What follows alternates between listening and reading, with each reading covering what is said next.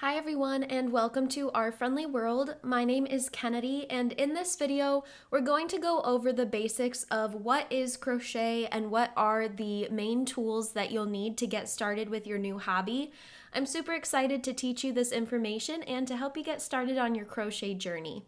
So let's just start by covering what is crochet. Crochet is the process of using a hook and yarn or some other material to create interlocking loops to create a fabric or shape.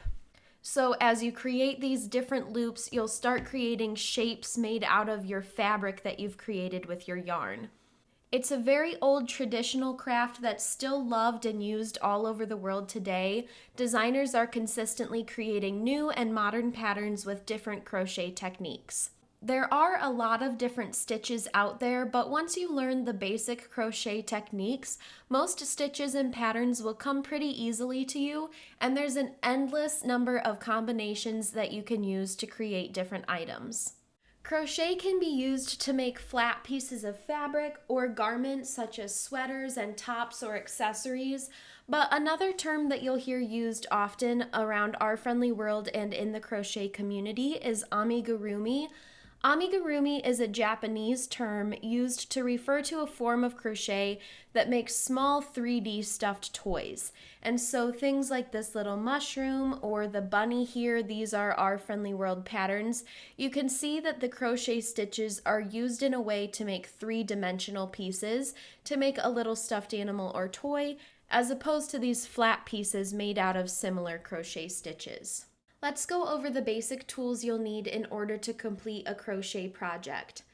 Starting with yarn, yarn is one of the most fun parts about a crochet project because there are so many different colors, textures, materials, and weights of yarn out there that you can use. Most of us who are in love with crochet have a whole yarn stash just waiting to be used up. There are many different weights of yarn. This refers to the thickness of a strand of that particular yarn. You can find a lot of resources and information about this online, but for the sake of keeping this video simple, I'll let you know that most of the patterns and kits sold by Our Friendly World use worsted weight yarn.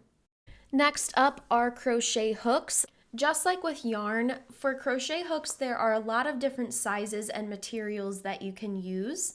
And if you really enjoy crocheting, chances are you'll probably end up with a collection of them. For beginners, bamboo or aluminum hooks are the easiest to use, but you can also find lots of different materials out there as well as different grips on the handles. So if you continue to crochet, you can try out these different hooks and find what is most comfortable for you.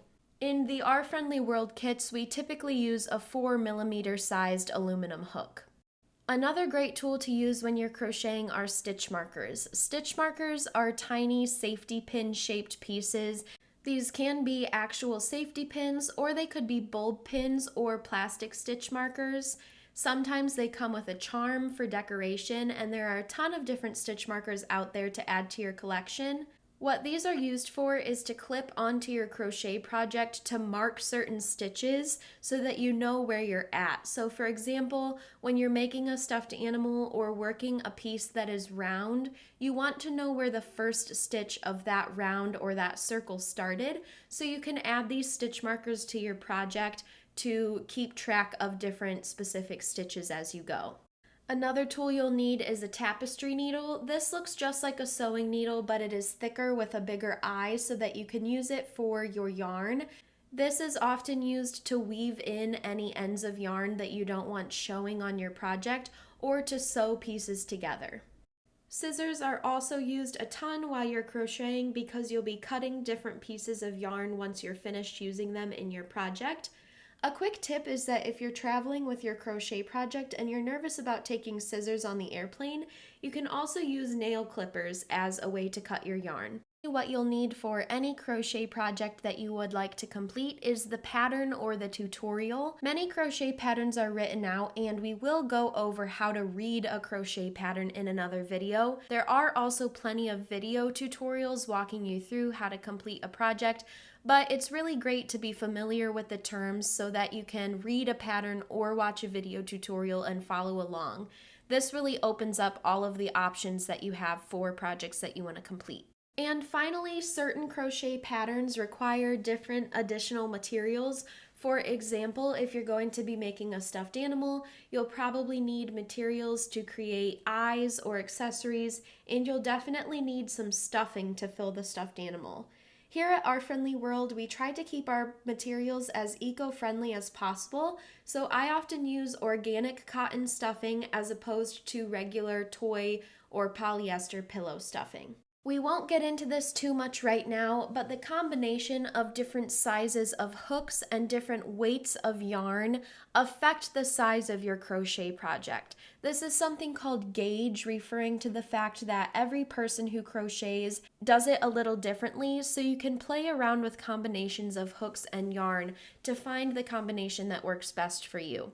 Now that we've covered what crochet is and the basic tools you'll need to complete a project, we can move on to learn how to read a pattern so that you're one step closer to starting your new hobby.